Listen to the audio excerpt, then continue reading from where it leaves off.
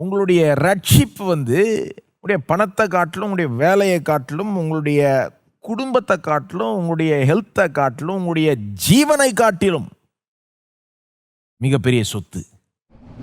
அன்றாட வாழ்க்கையில் உங்களுடைய ரட்சிப்பு எப்படி உங்களுக்கு பயனுள்ளதாக இருக்கலாம் என்று நான் சொல்ல விரும்புகிறேன். People who are going through their worst days, ரொம்ப மோசமான கடினமான நாட்களை கடந்து போகிற மக்கள் இதிலிருந்து எப்படி பயன் பெறலாம்? நான் சொல்கிறேன் பாருங்க, நீங்கள் ரட்சிக்கப்பட்டதுனால அந்த ரொம்ப கடினமான நாட்கள், அந்த ரொம்ப மோசமான நாட்கள், அந்த ரொம்ப உங்களுக்கு துக்கத்தை தருகிற நாட்களில் கூட நீங்கள் இதிலேருந்து பயன் பெறலாம். இதை நீங்கள் யோசித்து பார்க்கும்போது, இந்த ரட்சிப்பை நீங்கள் யோசித்து பார்க்கும்போது உங்கள் துக்கமே குறையும்.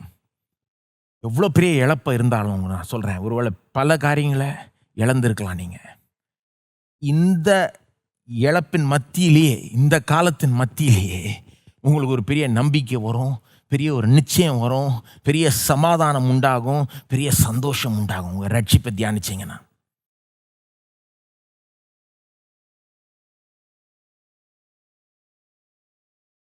இன்னொன்று, ப்ராக்டிக்கலாக பல விஷயங்களை கண்டு பயப்படுகிறவர்கள் இதை எப்படி ப்ராக்டிக்கலாக அப்ளை பண்ணலான்னு சொல்கிறேன். அதாவது பயம் ஒரு பெரிய பிரச்சனை இன்றைக்கி நமக்கு எல்லாருக்குமே தெரியும்ல. பல காரியங்களை கண்டு பயப்படுறோம். இது நடந்துருமா, அது நடந்துருமா, இது இழந்துருவோனா, அது இழந்துருவோனா, ஹெல்த் என்ன ஆகும், வேலை என்ன ஆகும், குடும்பம் என்ன ஆகும், பல விதமான பயங்கள். இதுக்கு வழி என்ன? ப்ராக்டிக்கலாக பார்த்தீங்கன்னா வார்த்தைக்கு போகணும்.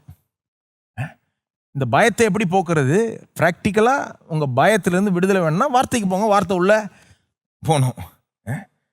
அப்போது ஒருவேளை பாதுகாப்பை குறித்த பயம் இருந்ததுன்னா பாதுகாப்பை குறித்த தேவனுடைய வாக்குத்தத்தங்களுக்கு போங்க, அதை எடுத்து பேசுங்கள். சுகத்தை குறித்த பயம் இருந்ததுன்னா சுகத்தை குறித்த வாக்குத்தத்தங்களுக்கு போங்க. இது பொதுவாக இப்படி செய்யலாம் பாருங்க, இது நல்ல ஒரு சொல்யூஷன். ஆனால் சில நேரம் இந்த பயங்கள்லாம் ஒன்றா சேர்ந்து நம்மளை தாக்கும். அந்த மாதிரி ஆயிருக்கா உங்களுக்கு?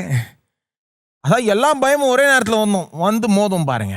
எல்லா பக்கத்துலேருந்தும் எல்லா விதமான பயமும் வர மாதிரி இருக்கும். எல்லாத்த பற்றியும் சந்தேகம், எல்லாத்த பற்றியும் பயம். எந்த அளவுக்குன்னா அப்படியே நம்மளால் தாங்கிக்க முடியாத அளவுக்கு சில நேரம் பயம் வந்துடும்.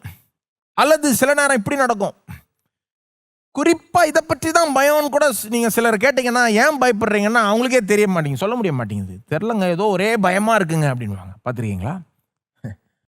அப்படி கூட இருக்கலாம். பயத்துக்கே பல விதங்கள் இருக்குது பாருங்க. அப்படியே சில நேரம் எல்லா விதமான பயமும் ஒன்றா போட்டு தாக்குது. சில நேரம் ஒரு பொதுவான ஒரு பயத்தின் ஆவி அப்படியே ஒரு பயம் நம்ம மேலே இறங்குகிறது போல ஆயிடுது பாருங்க. இப்படிப்பட்ட நேரங்களில் குறிப்பான வாக்குத்தத்தங்களுக்கு போகிறது ஒரு வழி. ஆனால் நான் இன்னொரு வழி சொல்கிறேன், ஒரு ரொம்ப ஈஸியான ஒரு ப்ராக்டிக்கலான வழி. தேவனுடைய ரட்சிப்பை குறித்த வாக்குத்தத்தங்களுக்கு போங்க. ரட்சிப்பை குறித்த வாக்குத்தத்தங்கள் நிறைய பேர் இது செய்கிறதே இல்லை. அதாவது பாதுகாப்பை குறித்த வாக்குத்தத்தங்களுக்கு மட்டும் போவாங்க, சுகத்தை பற்றிய வாக்குத்தத்தங்களுக்கு மட்டும் போவாங்க. நான் இன்னைக்கு என்ன சொல்கிறேன், இன்னைக்கு சப்ஜெக்டே ரட்சிப்பு. நான் என்ன சொல்கிறேன்னா, ரட்சிப்பை குறித்த வாக்குத்தத்தங்களுக்கு போங்க. குறிப்பாக எப்படி தேவன் நம்மை முடிவு பரியந்தம் ரட்சிப்பார் என்ற வாக்குத்தத்தங்கள். அந்த மாதிரி வாக்குத்தத்தங்கள் தெரியுமா உங்களுக்கு? சிலதை சொல்கிறேன் பாருங்க. யோவான் 10 28 29. இப்படிப்பட்ட வாக்குத்தத்தங்களுக்கு போகும்போது என்ன நடக்குது? இது ஒட்டுமொத்தமாக பயத்தை நீக்கிடும். எல்லா விதமான பயத்தையும் ஒன் ஷாட்டாக நீக்கிடும். அதாவது பாதுகாப்பை குறித்த வாக்குத்தத்தம் பாதுகாப்பை குறித்த பயத்தை நீக்கும். சுகத்தை குறித்த வாக்குத்தத்தம் சுகத்தை குறித்த பயத்தை நீக்கும். ஆனால் இந்த ரட்சிப்பை குறித்த வாக்குத்தத்தங்களுடைய விசேஷம் என்னன்னா, எல்லா விதமான பயமும் நீங்கும்.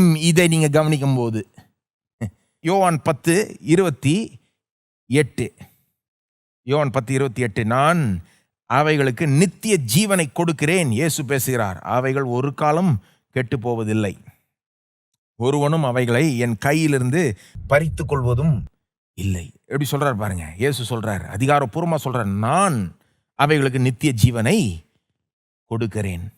ஒரு காலம், அந்த வார்த்தைகளை கவனிங்க. நித்திய ஜீவனை பெற்றிருக்கீங்களா நீங்க?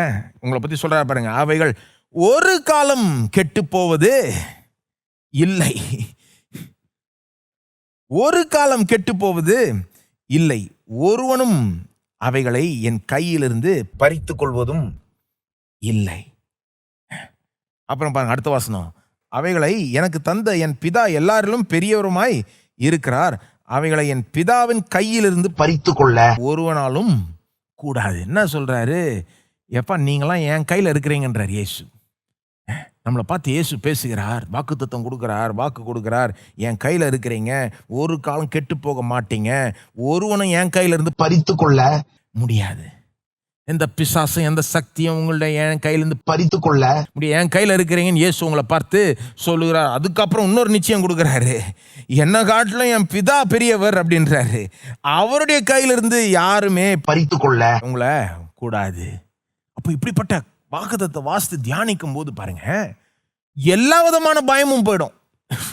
இன்னொரு உதாரணம் பாருங்க, 2 தீமோத்தேயு 4:18, கர்த்தர் எல்லா தீமை நின்றும் என்னை ரட்சித்து தம்முடைய பரம ராஜ்யத்தை அடையும்படி காப்பாற்றுவார்.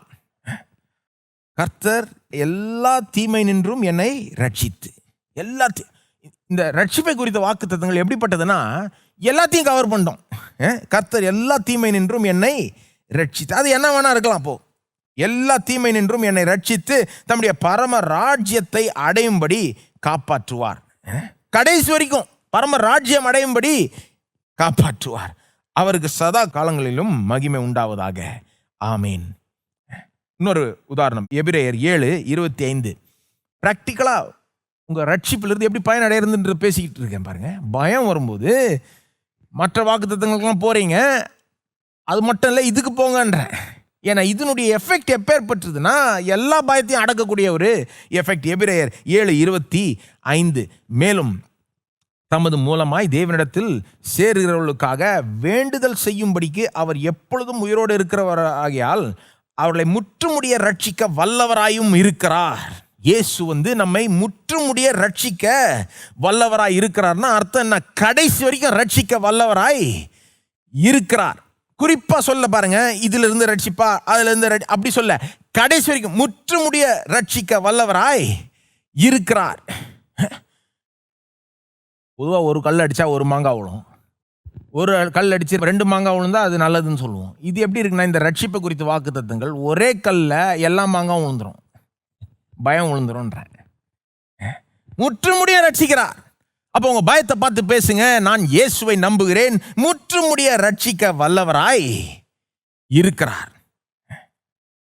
ரட்சிப்பை அன்றாட வாழ்க்கையில மதிப்பிட வேண்டும், ரட்சிப்பை பெரிதாய் கருத வேண்டும்.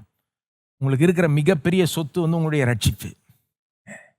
மிகப்பெரிய சொத்து, மிகப்பெரிய சொத்து. ஆகவே அப்படி பேச வேண்டாம். எப்படி பேச வேண்டாம்?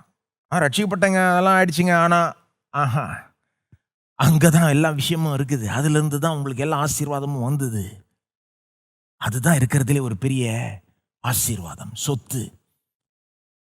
அதை பற்றி கற்றுக்கொள்ளுங்க, அதை பற்றி தியானிங்க, அதில் ஆழமா போங்க, அதனுடைய மேன்மையை புரிஞ்சுக்கோங்க, அதை அன்றாட வாழ்க்கையில் அப்ளை பண்ண ஆரம்பிங்க. அதை பெருசா நினைக்க நினைக்க உங்களுக்கு பாருங்க, எப்படிப்பட்ட கஷ்டத்தில் இருந்தாலும் நான் சொல்லுகிறேன், ரட்சிப்பின் சந்தோஷத்தை தேவன் தருவார், சமாதானத்தை தருவார், பெரிய நம்பிக்கையை தருவார், பெரிய ஆறுதலை தருவார், பெரிய தைரியத்தை தருவார். இவ்வளோ பெரிய ரட்சிப்பை திட்டம் போட்டு நமக்கு கொடுத்த தேவன் வேற என்ன கொடுக்க மாட்டார் அப்படின்ற நிச்சயம் நமக்கு